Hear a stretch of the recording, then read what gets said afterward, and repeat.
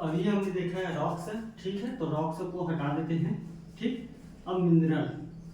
Mineral basically होता कुछ नहीं है, जो खनन से संबंधित है। खनन मतलब समझ रहे हो, जो बी करते हैं ना इंजीनियरिंग में, तो बी में एक सब्जेक्ट होता है माइनिंग। तो माइनिंग में बड़े बड़े पहाड़, बड़े बड़े चट्टान को जब खुदाई करते हैं, तो खुदाई करने के बाद कोई ऐसे खनिज तत्व मिलते हैं, उसी को मिनरल बोलते हैं। जिसका डेफिनेट शेप होता है, डेफिनेट पैटर्न होता है, जिसका डेफिनेट केमिकल कंपोजिशन होता है, उसको बोलते हैं मिनरल। तो mineral, light mineral, weight mineral, highly mineral, उसको अपन देखेंगे। ठीक है, प्राइमरी मिनरल, सेकेंडरी मिनरल, इसके बारे में देखेंगे। तो इसको रोकते हैं अपन, देखते हैं वेदरिंग।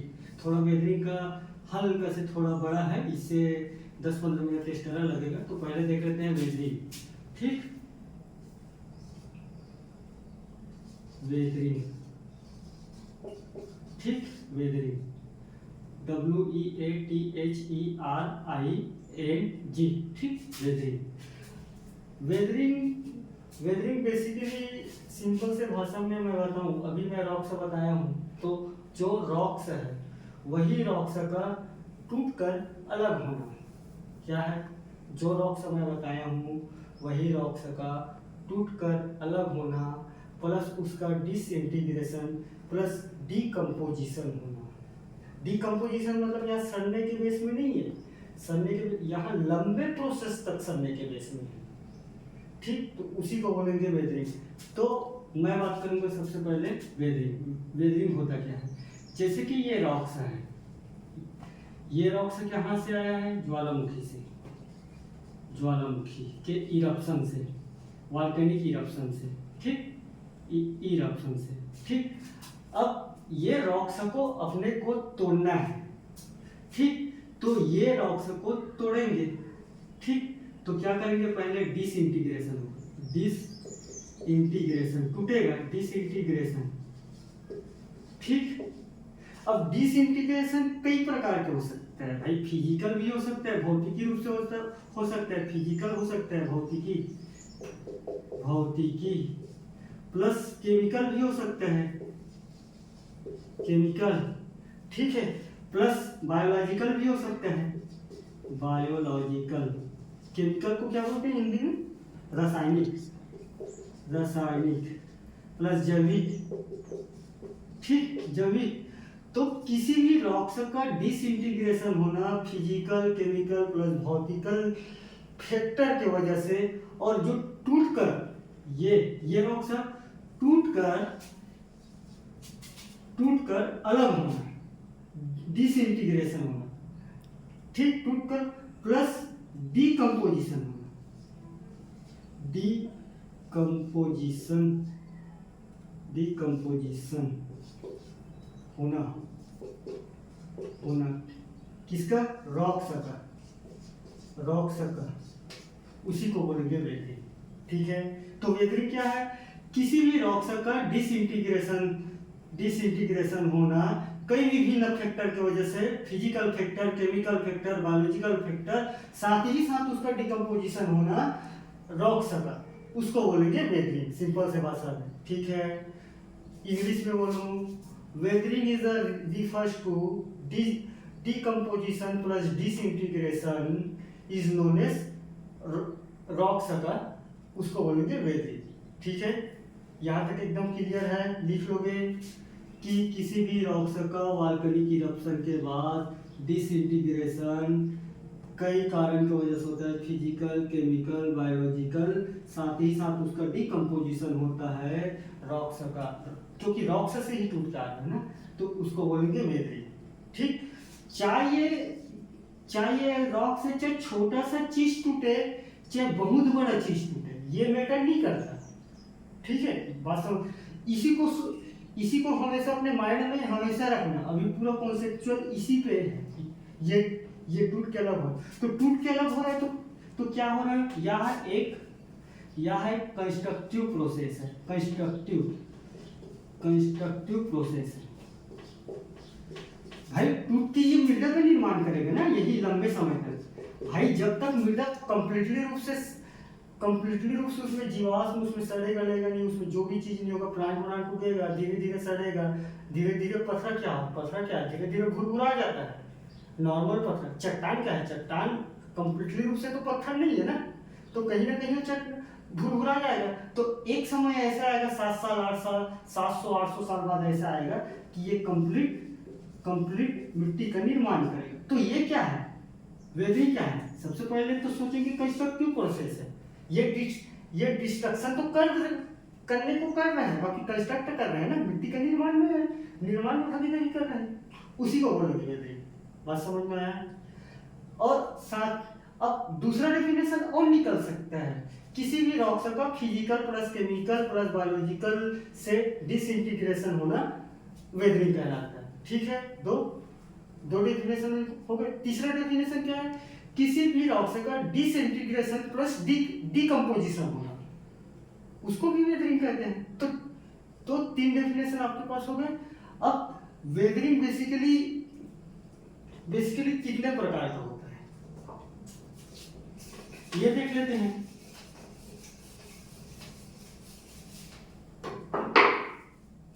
टाइप्स, ठीक, तो टाइप्स में है, एक है फिजिकल वेदरिंग, ठीक, एक है बायोलॉजिकल, एक है तीसरा है केमिकल।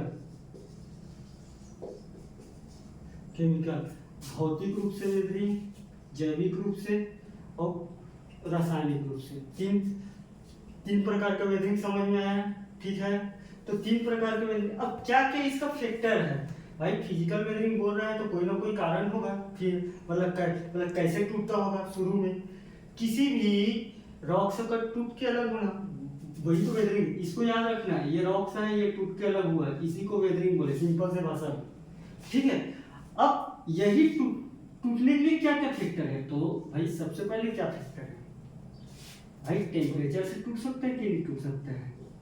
टेम्परेचर, बात समझ में आ रहा है, टेम्परेचर तापमान, ठीक है।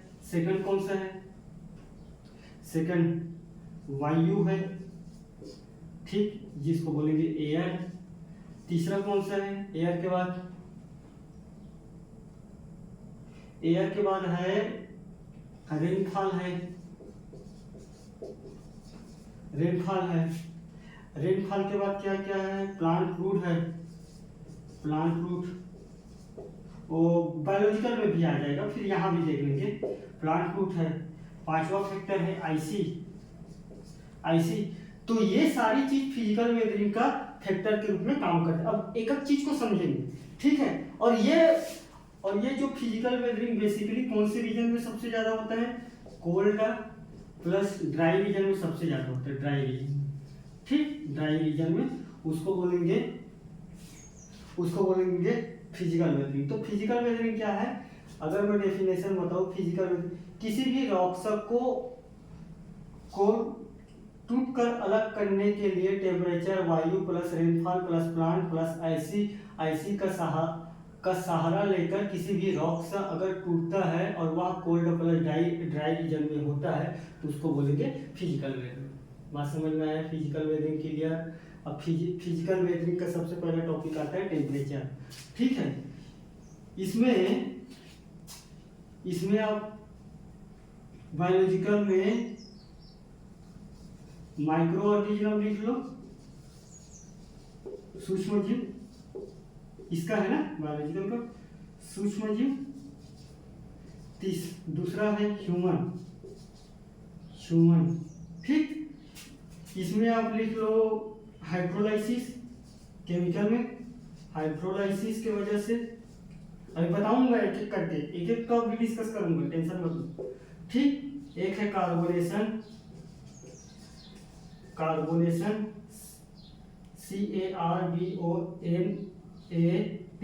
कार्बोनेशन। एक हाइड्रेशन, कार्बोनेशन, ऑक्सीडेशन, एक है रिडक्शन,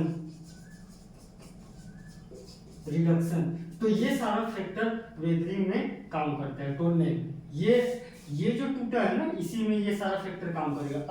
अब एक एक फैक्टर के बारे में अपन डिस्कस करेंगे, ठीक है। इसको याद रखे रहना, मैं एक एक पूछूंगा तो बताना पड़ेगा, अभी मैं समझाऊंगा तो, ठीक है। सबसे पहले है फिजिकल वेदरिंग का सबसे पहला टॉपिक है टेम्परेचर, ठीक। टेम्परेचर ये समझो, बस समझो, और मैं जो बोल रहा हूँ उसको लिखो। टेम्परेचर क्या है?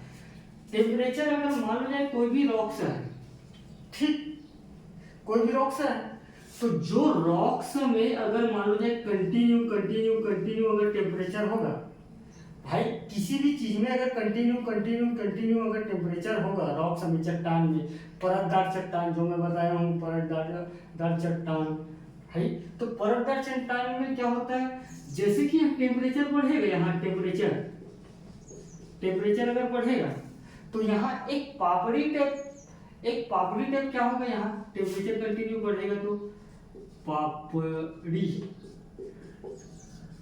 टाइप बाहर निकलेगा, बाहर निकलता है, देखे नहीं हो? अरे क्रस्टिंग वाला कॉन्सेप्ट लगाओ। यहाँ सिर्फ आप क्या एक चीज याद रखना, यहाँ रॉक्स है, ठीक है, तो यहाँ रॉक्स तो कहीं ना कहीं टूट के ये अपना पेरेंटल मटेरियल से बाहर हो रहे हैं। मान लो ये रॉक्स इसका पेरेंटल मटेरियल है, तो रॉक्स में टेम्परेचर बढ़ने के साथ साथ एक पापड़ी टाइप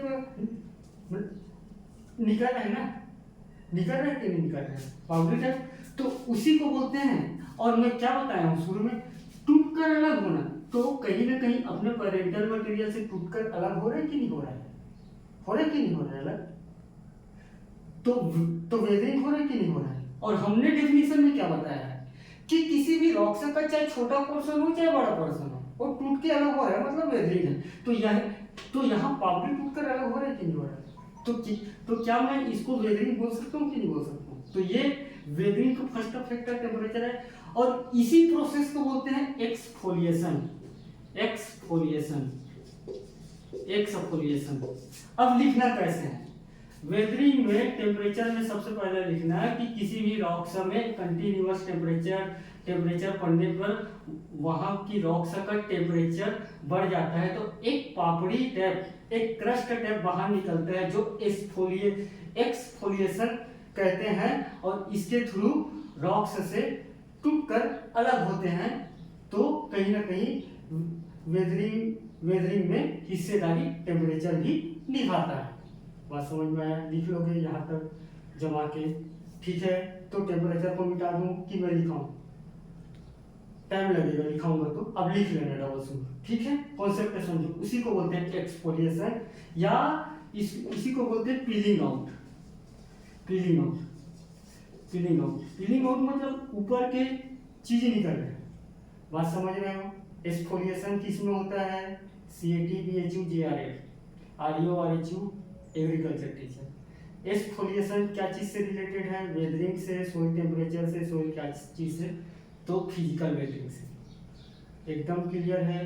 पीलिंग आउट ये है, किसी भी चट्टान में कंटिन्यूअस टेम्परेचर बढ़ने के साथ साथ वहाँ एक्सफोलिएशन का प्रोसेस होता है, जो ऊपर में पापड़ी टाइप या पीलिंग आउट होता है, तो कहीं ना कहीं ये चट्टान से टूटकर अलग हो रहा है, तो टेम्परेचर फिजिकल वेदरिंग का एक सहायक के रूप में काम करता है। बात समझ में? ठीक, एकदम क्लियर है? तो टेम्परेचर ये कैसे आया? वेदरिंग ये वेदरिंग कहाँ से आया? फिजिकल कहाँ लिखा है? ये तो हाइब्रिड, हाँ ये है फिजिकल, ठीक,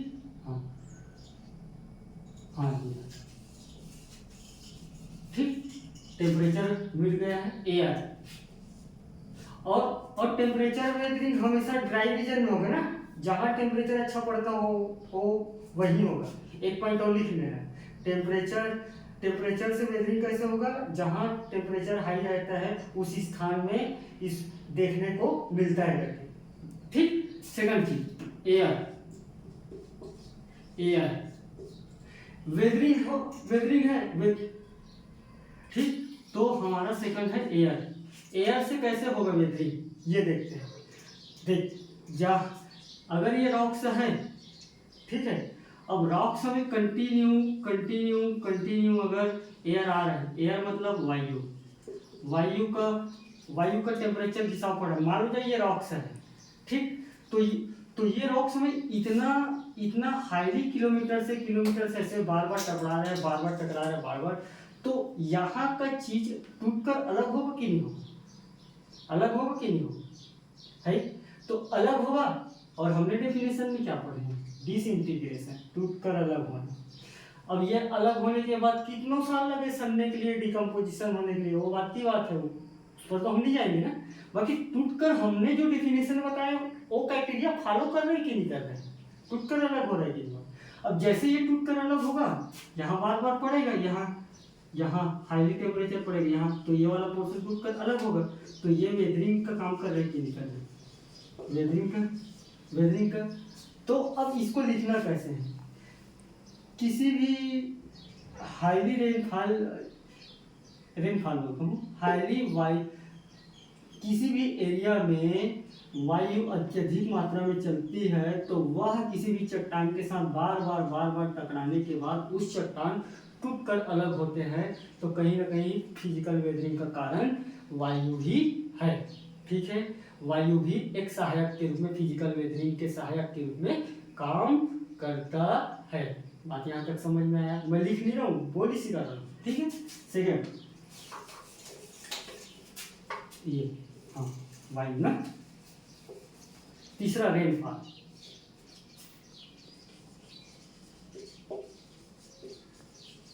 हमेशा उसको रखा हो, टूट कर अलग हो रहे उसको, ठीक। रेनफॉल, मान लो जाए ये चट्टान है, ये रॉक्स है, ठीक। रॉक्स में हाईली रेनफॉल होगा, यहाँ रेनफॉल होगा, अगर जरूरत से ज्यादा रेनफॉल ज्यादा होगा तो क्या होगा, इरोजन होगा, ठीक है। इरोजन समझ रहे हो, इरोजन हिंदी में क्या बोलते हैं इरोजन को, क्षरण होगा। तो भैया जब हाईली स्पीड से रेनफॉल बार बार होते रहेगा, तो यहाँ का जो रॉक्स का ये जो ऊपर वाला रॉक्स है, ये इसका टाइटनेस क्या होगा, टाइटनेस या कंपेक्शन मतलब हार्ड, कंपेक्टनेस कम होगा, तो एक समय क्या होगा, यहाँ टूट कर ये बह जाता है, ये वाला पोर्शन को पूरा बह जाएगा, इधर ये वाला पोर्शन ऐसे बह के यहाँ आ जाएगा। और हमने क्या पढ़ा है, टूट कर अलग होना, और यहाँ क्या हो रहा है, टूट कर अलग हो रहा है। इसको लिखना कैसे है। तीसरा, किसी भी रॉक्स में अगर कंटिन्यूअस रेनफॉल होते हैं, तो वहाँ के जो सरफेस रॉक्स का जो पार्टिकल है उस पर टाइटनेस या कंपेक्टनेस, हार्डनेस कम होता है, और एक समय बाद ऊपर का पार्टिकल टूटकर दूसरे जगह चले जाता है, तो ये भी फिजिकल वेदरिंग का एक फैक्टर, एक कारण के रूप में बनता है, ठीक है। तीसरा है कि दूसरा? तीसरा, ठीक। तो फिजिकल वेदरिंग में कौन सा, प्लांट रूट, ठीक। ये बायोलॉजिकल में भी लिख सकते हो ना, प्लांट रूट को, प्लांट रूट।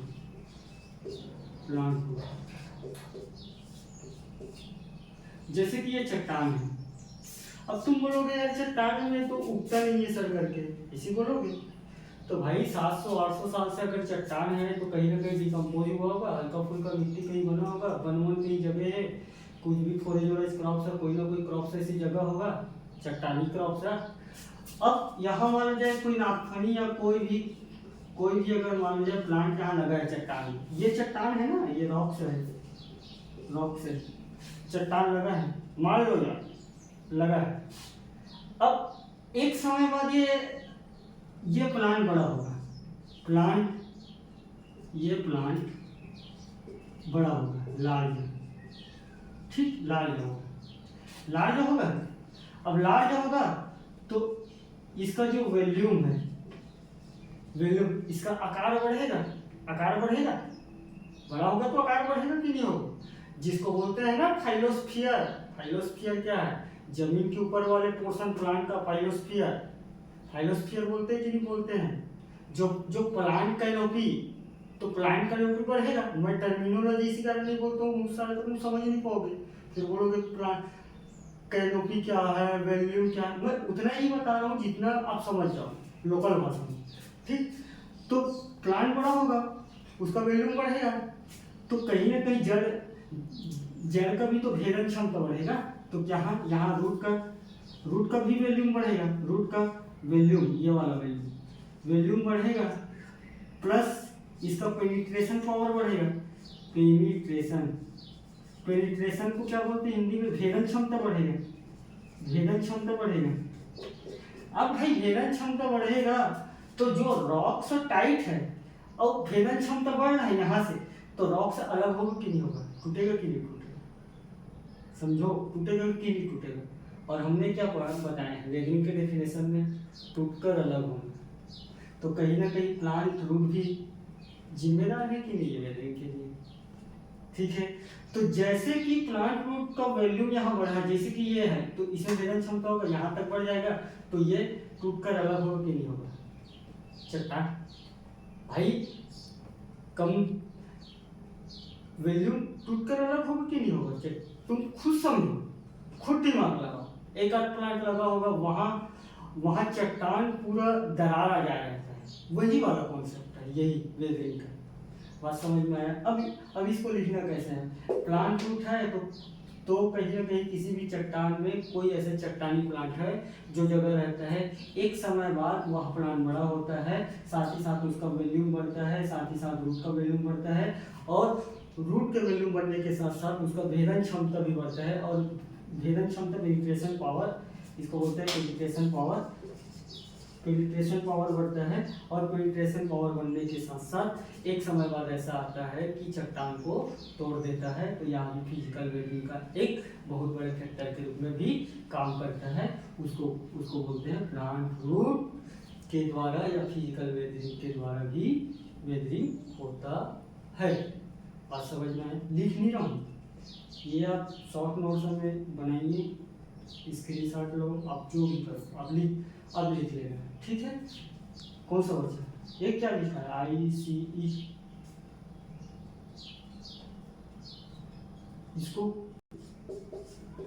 ठीक, ICE मतलब ये बर्फ वाला है ना, वो वाला नहीं, बर्फ वाला ICE, हाँ बर्फ है, बर्फ। ये बेसिकली ठंडे रीजन में होता है। ये सबसे पहले आप लिखो इसको, ठंडे रीजन में होता है, ठीक। अब ठंडा करके इसी मत लिखते ना तुम भी पेपर में, भाई लिखना कि फिजिकल वेदरिंग IC एक वेदरिंग करने का फैक्टर है जो ठंडी इलाका में होता है करके, ये मत लिख देना, ठीक। अब ये होता कैसे? मान लो ये चट्टान है, ये चट्टान है, ठीक, चट्टान है, पानी गिरा, बहुत ज़्यादा ठंड है, बर्फ जमेगा अंदर में। मान लो जाए हल्का फुल्का, अगर मान लो दरार है, कहीं भी है, कुछ भी है, ठंडा ज़्यादा पड़ता है, पानी जम जाता है अंदर में। पानी जमने के बाद क्या होगा? पानी जब जमता है तो बर्फ का वॉल्यूम बढ़ जाता है, हमेशा याद रखना। तो क्या है? पानी रेनफॉल होगा, सबसे पहले रेनफॉल या शीत, ठीक, शीत के द्वारा भी हो सकता है, शीत होगा। तो कहीं ना कहीं चट्टान के दरार में ये रहेगा, और जैसे ठंड बढ़ेगा, अगर बढ़ेगा तो क्या होगा? ये बर्फ बन जाएगा। और पानी जैसे बर्फ बनता है, तो हमेशा याद रखना, पानी जैसे बर्फ बनता है तो वॉल्यूम बढ़ जाता है, वॉल्यूम बढ़ेगा तो भाई जितना पहले जगह में था उतने जगह में तो पानी था, अब भाई उसका साइजे बढ़ गया है, पानी जितना मात्रा में था वो साइजे बढ़ गया है, तो टूटेगा कि नहीं टूटेगा एक समय बाद।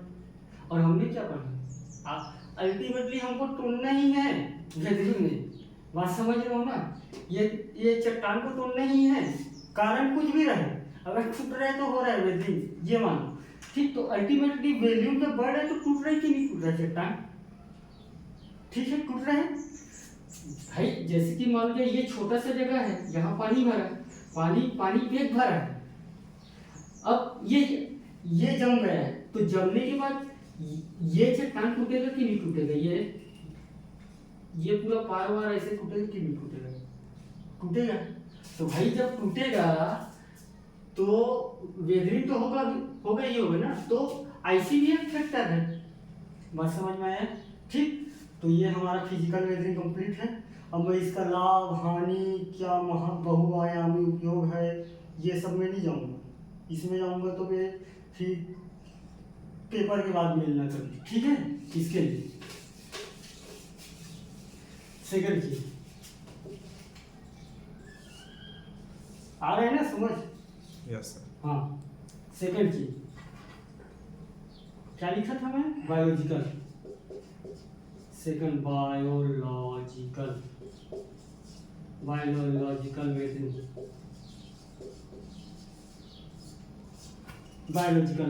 ठीक है। बायोलॉजिकल वेदरिंग में हमने बताया है कि सबसे पहले बताया है माइक्रो ऑर्गेनिज्म, मतलब बेसिकली बायोलॉजिकल माइक्रो ऑर्गेनिज्म ना, यहाँ सामने लगा लेना बायोलॉजिकल माइक्रो। तो बायोलॉजिकल माइक्रो ऑर्गेनिज्म में चूहा, सांप और जो भी चीज जीव है, चूहा, सांप, स्नेक, रैबिट्स और क्या क्या चीज रहता है। हाँ, दो ही एग्जांपल एक समझ लेते हैं। अब चूहा सांप लोग क्या कहते हैं? चूहा बिल बनाते हैं, स्नेक सांप बिल बनाते हैं। अब बिल बनाएगा तो क्या करेगा? चट्टान को तोड़ेगा। बिल बनाने के लिए तोड़ना पड़ेगा कि नहीं पड़ेगा? और अल्टीमेटली क्या होगा? टूट रहा है कि नहीं टूट रहा है?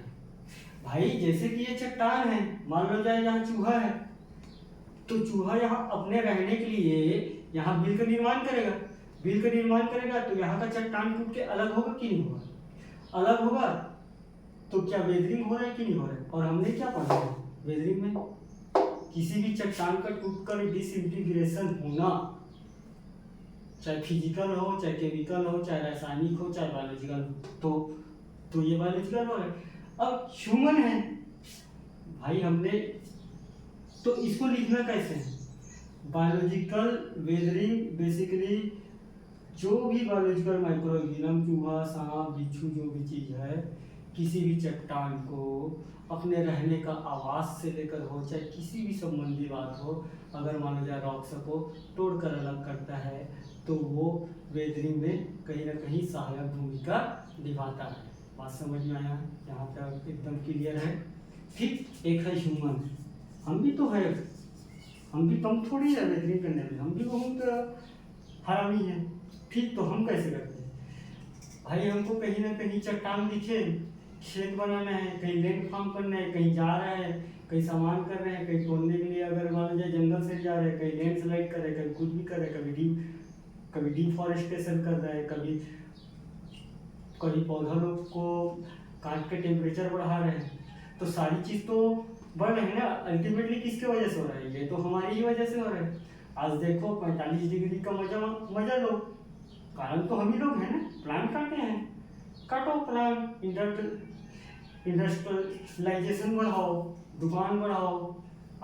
जहाँ 2 दुकान काम है वहाँ 4 दुकान खोलो, जलन में खोलोगे, प्लांट काटोगे, पेड़ पौधे नहीं लगाओगे, खेती नहीं करोगे, तो अल्टीमेटली ग्लोबल वार्मिंग होगा, ग्रीन हाउस होगा, टेम्परेचर बढ़ेगा, तुम लोगे गर्मी का मजा, हम लेंगे, और अल्टीमेटली हम भी इसी को तोड़ेंगे। और हमने बताया है टेम्परेचर की वजह से भी टूटता है, तो टेम्परेचर को बढ़ाने में सहायक भूमिका हम भी कम नहीं है। ठीक है, तो कहीं ना कहीं हम भी तो है ना वेदरिंग के भूमिका में तुमने। ठीक है, अब वो अलग मुद्दा है कि कैसे ह्यूमन द्वारा ग्रीन रेवोल्यूशन बढ़ता है, ग्लोबल वार्मिंग होता है। ये कभी बैठेंगे एक आध दिन, तो 2 घंटे 4 घंटे का ये बहुत बड़ा टॉपिक है आज के डेट में। ये अभी 2 दिन पहले ये गर्मी बढ़ा है, 2 दिन पहले पानी गिरा है, ये क्या है? बेसिकली क्लाइमेट चेंज है। और क्लाइमेट चेंज क्या कारण है? बढ़ते डिफॉरेस्टेशन, इंडस्ट्रियलाइजेशन, दुकानों का बनना, पॉल्यूशन बनना। भाई कितना गाड़ी मोटर चल रहा है, कितना पॉल्यूशन हो रहा है, टेम्परेचर बढ़ रहा है। और बेसिकली कंडेंसेशन के प्रोसेस से प्रिकेटेड इवापोरेट हो जा रहा है, जो भी चीज़ है ना, धुआं जा रहा है बाहर ऊपर में, बादलों का निर्माण कर रहे हैं, वहाँ का टेम्परेचर बढ़ रहे हैं, वहाँ का टेम्परेचर होगा, घर्षण होगा, फिर नीचे आ रहा है पानी के रूप में। 40 डिग्री बाद 4 घंटा बाद पानी का मजा लो, सुबह धूप पाओ, शाम को पानी का मजा लो और अपना तबियत खराब करो। तो क्वेश्चन आता है कि नहीं आता है कि जैसे कि पानी गिरा तो टेम्परेचर हो जाता है। तो जो फर्स्ट पानी गिरता है ना, मैं दिशा से भटक गया हूँ, ठीक है। तो बेसिकली हमारा टॉपिक था वेदरिंग, तो मैं 2 मिनट उसको समझा देता हूँ। जैसे कि फर्स्ट रेनफॉल होता है, तो फर्स्ट रेनफॉल होता है तो क्या होता है, हमको तबियत बुखार सबसे ज्यादा रहता है। तो उस समय क्या होता है, जितना भी गंदगी चीज का ऊपर जा रहा था पॉल्यूशन का, और वही पॉल्यूशन पानी में मिलकर आता है। अब जो पॉल्यूशन मिलकर आएगा तो हमको तो सर्दी बुखार, खांसी बुखार, अंदरूनी बुखार बोलते हैं, तो हमको होगा ही होगा। भाई पॉल्यूशन ही पानी है ना, वो जो फर्स्ट टाइम से आ रहे हो, बेसिकली समय से पहले आ जा रहे हो, ठीक है। तो वही कारण है, वही फैक्टर है। तो हम कहाँ थे, माइक्रो ऑर्गेनिज्म ह्यूमन में। तो ह्यूमन कहीं ना कहीं डायरेक्टली रूप से इनडायरेक्टली रूप से वेदरिंग के चीज़ों को बढ़ा रहे हैं, ठीक है। तो लिख लोगे यहाँ शब्द जमा के, ठीक। तीसरा आता है केमिकल वेदरिंग।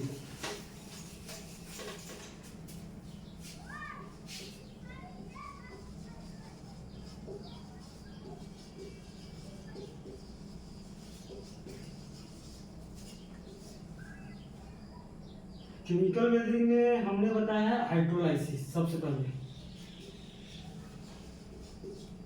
हाइड्रो HYDROLYSIS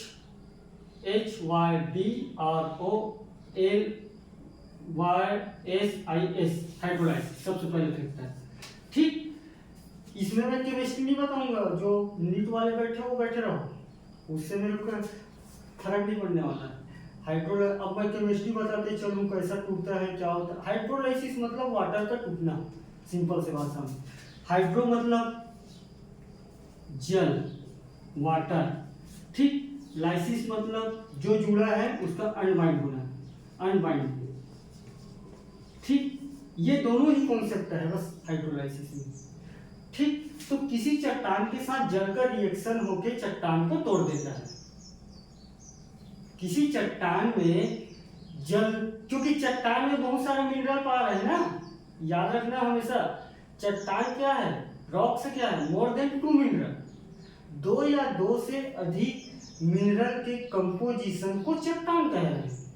तो मिनरल होगा तो उस मिनरल के साथ जल रिएक्ट करेगा, रिएक्ट करने के बाद चट्टान को तोड़ देंगे, और तोड़ देंगे तो हमने पढ़ा क्या है डेफिनेशन में, टूट कर अलग होना, ठीक है। तो आप सिंपल से भाषा में लिखना, आपको केमिस्ट्री में मत जाना कि ये रिएक्शन होगा वो रिएक्शन होगा, उससे कुछ मतलब नहीं। आप सिंपल से लिखना कि वेदरिंग क्या है, हाइड्रोलाइसिस का प्रोसेस है, जो वाटर लाइसिस मतलब अनबाइंडिंग होना, टूटना।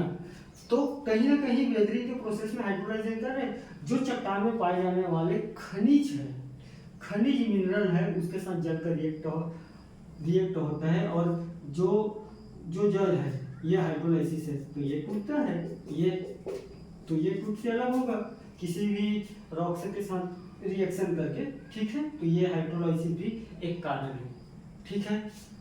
सेकंड पॉइंट क्या लिखा था केमिकल वेदरिंग में, सेकंड मैंने लिखा था, और सबसे मोस्ट इम्पोर्टेंस, अगर मान लो जाए केमिकल वेदरिंग के सबसे मोस्ट इम्पोर्टेंट करके अगर ऑप्शन में दे देगा आपको, हाइड्रोलाइसिस कार्बोनेशन करके दे देगा, तो है हाइड्रोलाइसिस। सबसे ज्यादा यही फैक्टर है वेदरिंग का, ठीक है। तो आप नीचे एक पॉइंट लिखना, सब most important factor of chemical weathering hydrolysis, ठीक है। सेकेंड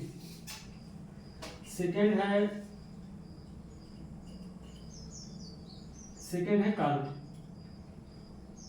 ऑक्सीडेशन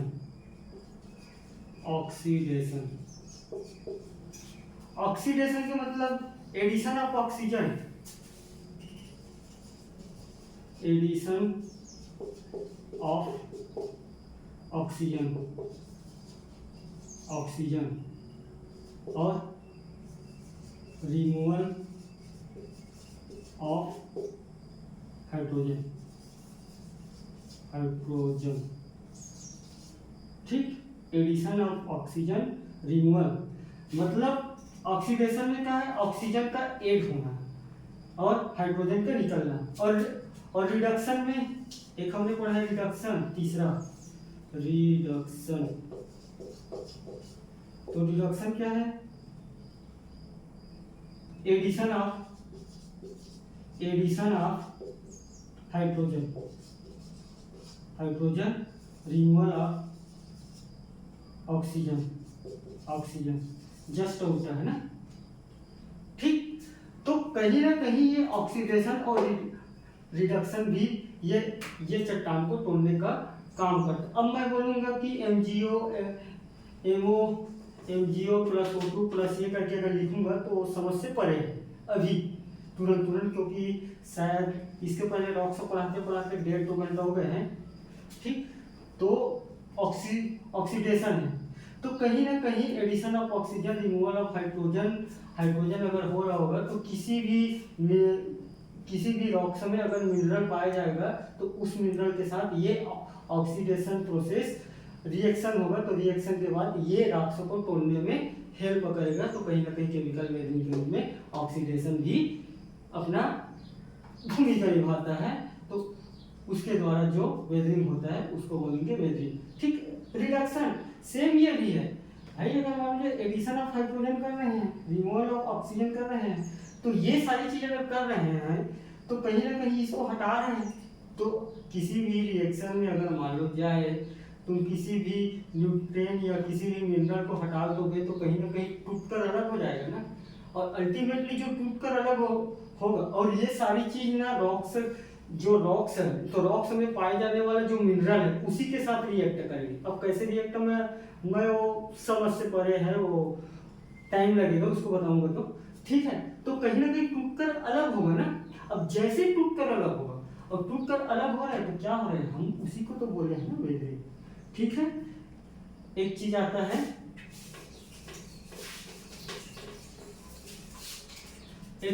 कार्बोनेशन, चौथा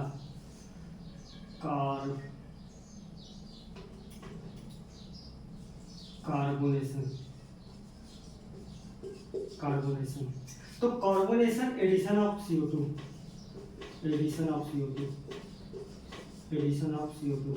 CO2 ऐड होता है, टेम्परेचर बढ़ जाता है, टेम्परेचर बढ़ेगा, हीट CO2 ऐड होगा, हीट बढ़ जाएगा, हीट बढ़ेगा तो क्या होगा, एनर्जी फ्लो होगा। एनर्जी क्या है, किसी भी एक फॉर्म से दूसरे फॉर्म ट्रांसफर हो जाएगा, चट्टान में हो जाएगा एनर्जी फ्लो रिएक्शन होके। तो टूटकर अलग होगा कि नहीं होगा, ये चट्टान टूटकर, और हम क्या करें, टूटकर जो अलग होता है उसी को तो वेदरिंग बोलते हैं। तो आपने केमिकल वेदरिंग को एक एक करके नहीं लिख लेना, जो मैं बताया हूँ आप शब्द अगर जमा सकते हो तो लिख लेना, अन्यथा लिखना केमिकल वेदरिंग में carbonation, reduction, hydrolysis plus oxidation से के रॉक्स में पाए जाने वाले मिनरल के साथ रिएक्ट करके केमिकल वेदरिंग में सहायक भूमिका निभाती है। जैसे कि हाइड्रोलाइसिस में जल का टूटकर अलग होना, या हाइड्रोजन का ऑक्सीडेशन में ये चीज ऐड होके, ये चीज रिमूवल होके, कार्बोनेशन में CO2 होके, ये होके दुनियादारी होके फलाना होके टूटकर अलग हो जाना। तो कहीं ना कहीं हमारा वेदरिंग का प्रोसेस यहीं तक चैप्टर होता है। अब आप खाना बन चुका है, सब्जी परोसते हैं, सस्ता वाला टॉपिक 4-5 मिनट। तो सस्ता वाला टॉपिक में आज हम बात करेंगे बेसिकली आज हम बात करेंगे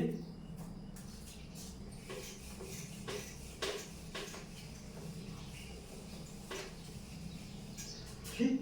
तो आज हमारा टॉपिक यहीं तक रखते हैं।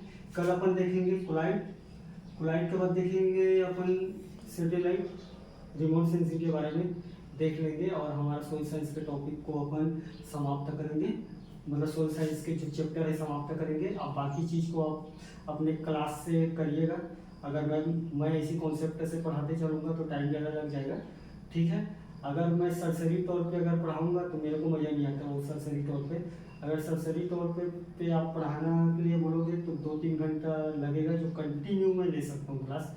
कंटिन्यू वो बोलने का हैबिट है, मैं बोल दूँगा, ठीक है, कि प्रोफाइल, ये कलर, वाटर, ये सारी चीज़ के बारे में मैं एक ही क्लास में सबको मैनेज करके मैं डिस्कस करने का कोशिश करूँगा अगर रहेगा तो। बाकी करेगा करके एकदम भरोसा मत करना, कोशिश करूँगा सारी चीज़ को डिस्कस करने का, और डिस्कस करने के बाद डिस्कस कर लूँगा, मतलब सारी टॉपिक को इतना कर लूँगा कि आपको कॉन्सेप्ट क्लियर हो जाए बस। तो मैं कोशिश करूँगा, बाकी अभी यहीं तक रखते हैं क्लास को, ठीक, थैंक यू।